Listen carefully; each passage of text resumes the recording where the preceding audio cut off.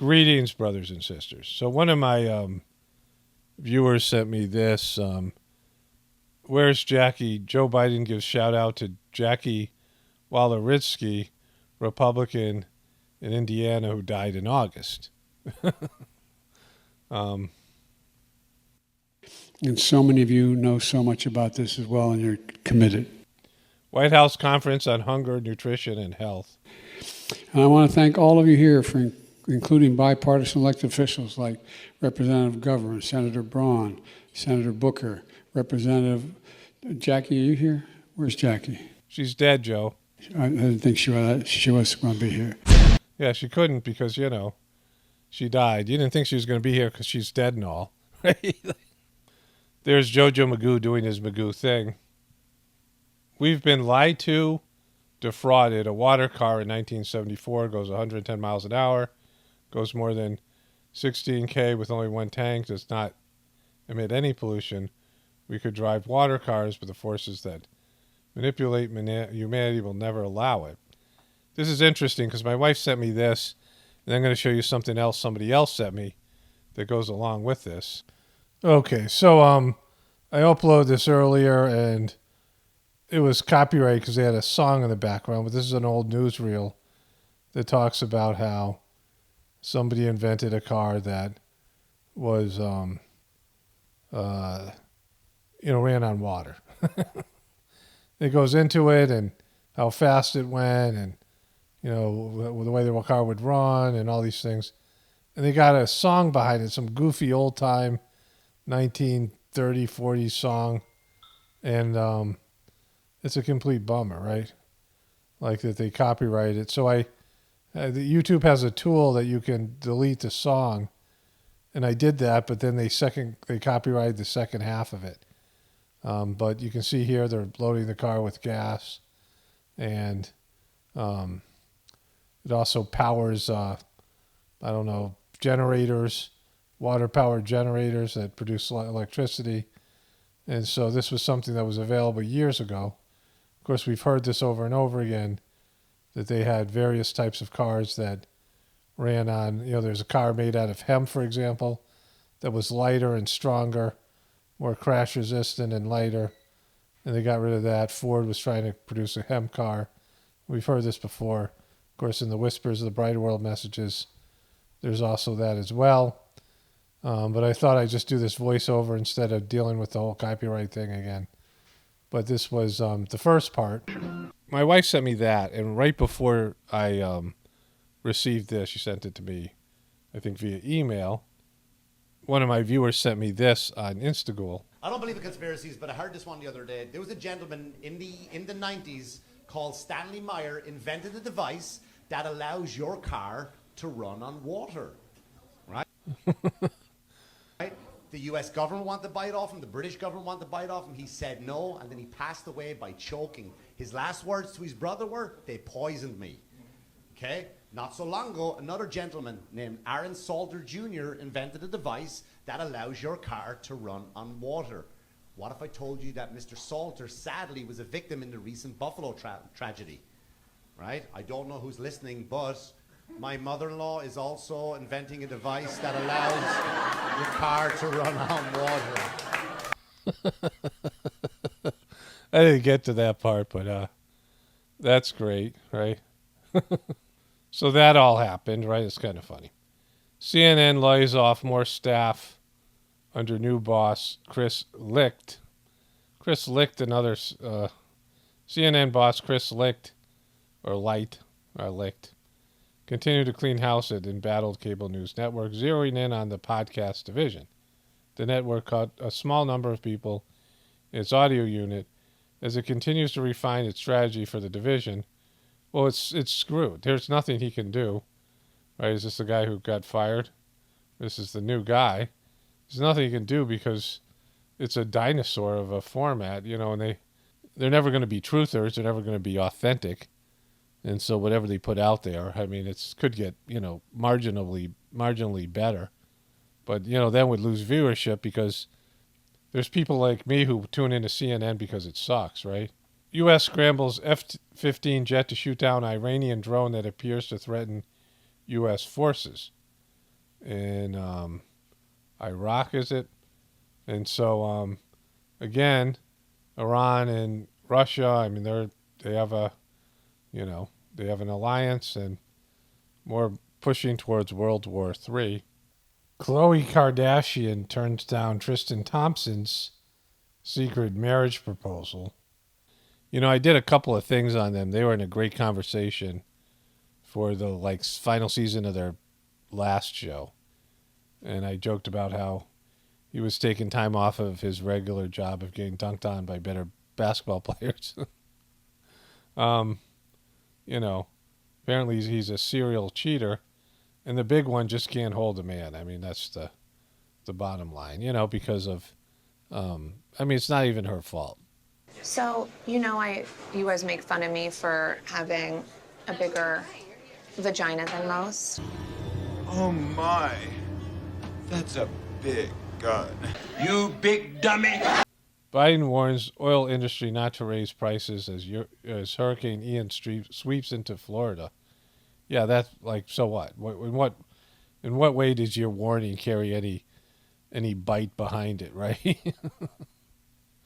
I mean, this is, typical price gouging time.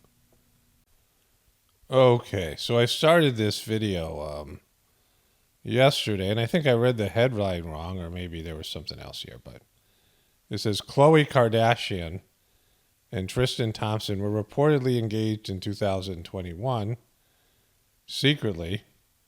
Maybe I thought about it in a different way. But here are these Babylonian hoes. The fact that he proposed and you never told us. Fact that he proposed and you never told us. You're in trouble. The big one. Yeah. And I asked him months later, hey, oh my, the night after I thought it happened. And he's like, oh, I did it months ago. She didn't tell you guys? No way. You didn't tell us. Why didn't you tell us, Khloe? Everyone today. You're the big one. The big one always tells us everything. There they are, the big one and the sucky one. I need to make sure this is a totally different relationship because I want to be proud to say I'm engaged to anyone. And that's why I said, I'm not comfortable accepting this right now because I'm not proud. I can't tell you. It's a secret. Not excited to tell my family. I'm not excited to tell my family yet because you're a serial cheater. So that happened. Trevor Noah is leaving The Daily Show after 7 years. 7 years of suck. He's just not funny. I mean, he's, again, you have all these various now liberal, democratic, politicized comedians. But he's just, I never found him funny as a stand-up or on The Daily Show. I think the ratings have sucked. Jimmy Kimmel spots shirtless moron who best represents Trump supporters. Let me just go back to this Trevor Noah thing. It's going to be a woman. I guarantee you, if they replace him, there's going to be a woman. I cannot think of a visual that better encapsulates what it's like to be a Trump supporter. And so this is, let me go through these other headlines. Stephen Colbert exposes Trump-backed candidate's problem in 2 scathing words. Truly bat-ass. Seth Meyers shows just how unhinged Gina Thomas really is. So this is how they treat people who are Republican. When they have a candidate, they have a president who has dementia, who's been a serial liar. He's everything that's wrong with politics, right?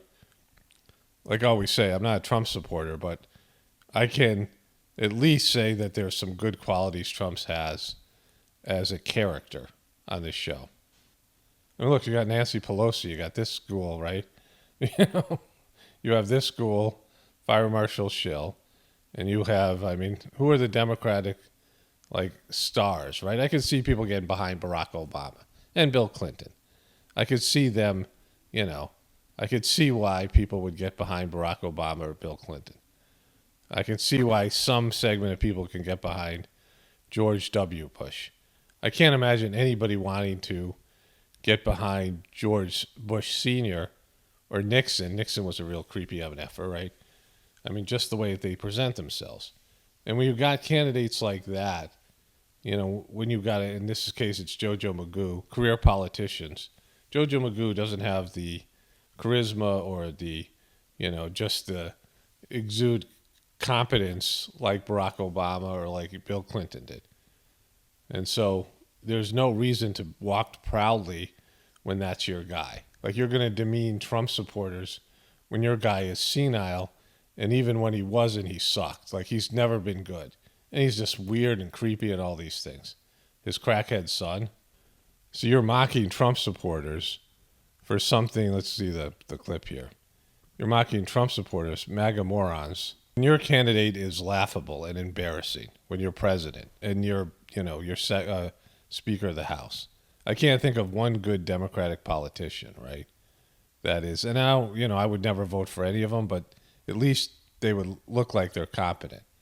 And I can't say that Trump was competent either. He's a complete joke.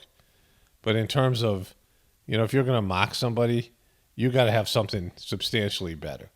JoJo Magoo is a worse version of Trump. The same negatives that you say about Trump, JoJo Magoo has them even worse.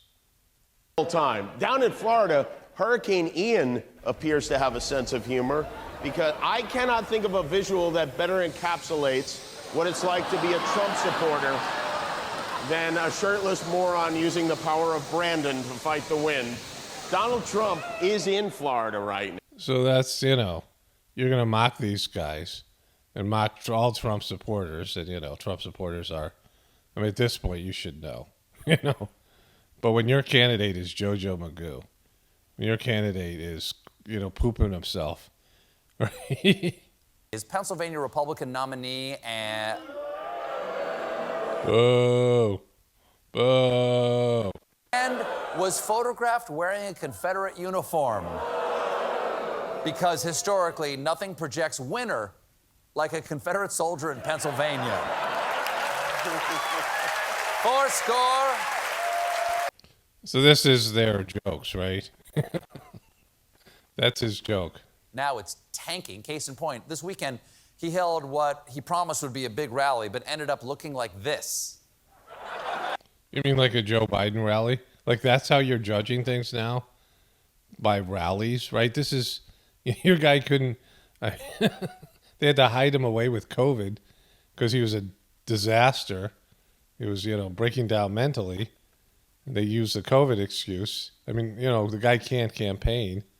He can't be out there on the trail. He was calling people fat as their name, challenging them to IQ tests and push-up contests, going off on them, telling guys he wanted to step outside with them, yelling at, just losing it, becoming unhinged, and nobody wanted to see him. Like, they had to do this social distancing rallies, and that's what you're going to say here, that this guy, okay, he didn't get a lot of people to come to this. It looks like a JoJo Magoo rally. Like, when your guy sucks, don't slam other people for their choices. Let's move over to Seth Meyers here with his his hand signal here. That's right. Ginny Thomas, the wife of Justice Clarence Thomas, was texting Donald Trump's chief of staff, urging him not to concede. I feel like that's not what the framers had in mind when they imagined separate but equal branches of government. I'm just guessing here, but I'm going to assume Martha Washington wasn't... Wait, you're bringing in this dude? You're bringing in this dude, right? Martha Washington. ...writing secret letters by candlelight to the first Chief Justice, John Jay, on parchment that said John Adams is a moron, don't let him win the election of 1796. Or they'll make a miniseries about him one day starring Paul Giamatti. Yeah, the guy from Billions. That's your joke? There's a time when comedians were actually funny, right? And that time has long since passed. These guys are so, there are funny comedians out there, but these late night talk show comedians who are so liberal and democratic, and they're just pushing this agenda. They miss the primary rule of comedy and political comedy specifically, which is everything's funny and mockable. To a comedian, it's all potential material, right? See, if you're, whatever you do for a living, but if you make something, if you're an artist, everything's a potential for your art, right? If you're a storyteller, if you're whatever it might be, you make movies, every story is potentially something that you could use in your art. And as a comedian, everything is potentially funny. So you can't just say one side is funny, right? You can't say that just Trump is, funny, but JoJo Magoo, he's incredible. You can't do that. As a comedian, that's what they've done. Partially because that's the way that the controllers have woven this thing together. The narrative that there's good guys and bad guys, and the Republicans are the bad guys. And, when that happened, let's go back to that Rob Schneider thing here. When Hillary Clinton lost, which is understandable. Yes. Not exactly the most likable person in the room. Right. And then when Kate McKinnon went out there on Saturday Night Live in the cold opening in LA, she started dressed as Hillary Clinton, and she starts playing Hallelujah. And I said, when Hillary Clinton lost, which is understandable. Yes. Not exactly the most likable person in the room. Right. And then when Kate McKinnon went out there on Saturday Night Live in the cold opening in LA, she started dressed as Hillary Clinton, and she starts playing Hallelujah. And I said, I literally prayed to, please have a joke at the end. Don't do this. Please don't go down there. And there was no joke at the end, and I went, it's over. It's over. This is not going to come back. And it really is the end of. It's gone. You can take the comedy routines, the comedy routines. You can take the comedic indoctrination process happening with each of the late night hosts, and you could exchange them with each other. That's how you know that's not interesting anymore, because it's not an independent voice anymore. It's just all indoctrination by comedic imposition. And so when you go down that path, you're betraying your art. There's a reason you got into comedy, is that you enjoy laughter and you enjoy making people laugh or whatever it is, right? You find things funny as a vehicle for your not being able to fit in. I mean, most comedians can't fit in. In fact, all comedians have a problem fitting in. And that's why they're able to look at what's going on and mock it, right? I've never been able to fit in, for obvious reasons. And so, I'm just an outsider. And so that's why I can mock all kinds of different things here. It's not just about mocking, it's finding, the absurdity of material life in our bizarre system. And so you can't do that if you go one side or the other. Then you're using comedy as a tool for a political agenda. You're using when you make people laugh and people think, oh, you're above it, or you're not really a part of it. The system, that's what comedians are. They're not a part of it. And so they're more neutral, and they're more trustworthy because they don't have an agenda. They're not a part of the beast. But once you sell out your comedic art, right, and then you're just a shill, a political shill, and you're using whatever you used to have as your sort of street cred as a comedian to, you're selling it out. You're hemorrhaging your credibility. Like what Rob Schneider said there, you can switch these guys out and you wouldn't be like, oh, that bit is, well, that's such a Kimmel bit. Why are you doing it, Colbert? Right? They're all just interchangeable.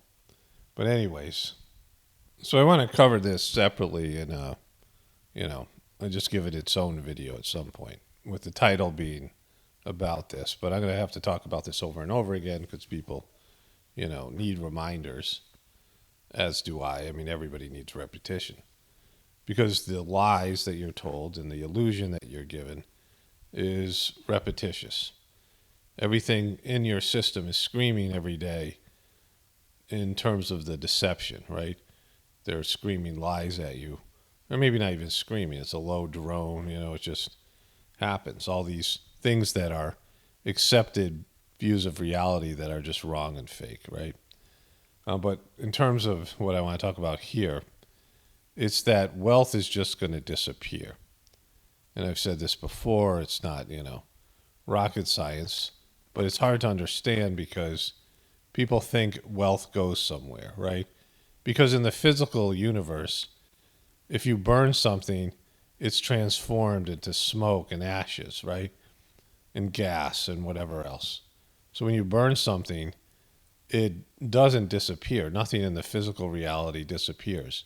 You die, your body is then, broken down into whatever it is, into various minerals and things, your bones, and your flesh is eaten and becomes nutrients for other things, organisms. Nothing is, disappears altogether in physical reality. And so everything that is, a physical thing is transformed into something else. You throw it away, it goes into a junk heap, right? And then it goes through a process of degradation and then becoming something else. And so, in the matter itself, its volume, its mass, all these things, is just, broken into pieces, but it still retains its original form or whatever that might be. It's just transformed into something else, which, is still retains the materialism of that thing. But in the economic world, wealth can disappear that, completely, because it's just an idea. It doesn't exist in the, physical reality. Our money system doesn't exist in physical reality because, the value of cash, now the dollar bill itself is you can burn it, you can throw it away, you can rip it into pieces, and it'll still have its, whatever it was in terms of its paper, its weight, its mass, whatever it is. But the value of the dollar is a idea. It's illusionary. It happens on an abstract, its value is in everybody's minds and, the cyber universe. And so value of things can disappear. That's what happens when the stock market collapses. Your idea of how much your stocks were worth, or when inflation hits and the value of your dollar, your currency plummets. And so people think they have all this wealth, this, whatever, but it's based in imaginary value attributed to something.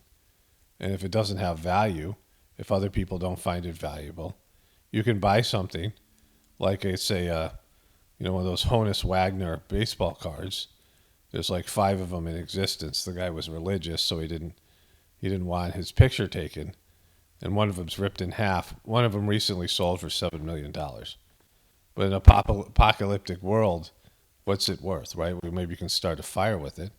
Who gives a crap about baseball cards in an apocalyptic situation? So it's worth $7 million today, nothing tomorrow. This is how, markets work. And so whatever value you think you have, whatever you think your wealth is, it's not secure. It's only secure as long as the system that keeps up this idea of a value is going, and people find value in something, and that they have something of value they can offer. Because people might value something, even in a post-apocalyptic world. There was that show, I forget what it was. It was this guy is a comedian, used to be on Saturday Night Live. Don't tell me, I don't care. It doesn't matter. Last Man Standing or something like this. We didn't watch it to the end, but in the beginning it was kind of interesting.